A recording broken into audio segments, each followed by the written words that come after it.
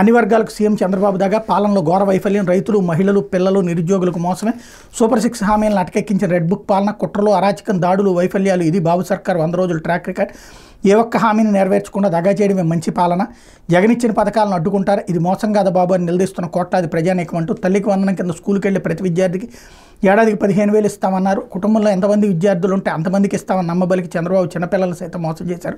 ఇప్పుడు ఆ పథకాన్ని అమలు చేసే ఉద్దేశమే లేనట్టుగా వ్యవహరిస్తుంటారు. కోట్లాది మంది విద్యార్థులు నష్టపోతున్నారు. ఇప్పుడు 18 ఏళ్ల నుండి 59 ఏళ్లలోపు మహిళలందరికీ నెలకు 1,500 చొప్పున ఆర్థిక సాయం చేస్తామన్నారు. ఇప్పుడు అసలు ఆ హామీ ఇచ్చిన విషయమే గుర్తు లేదన్నట్టుగా వ్యవహరిస్తున్నారు.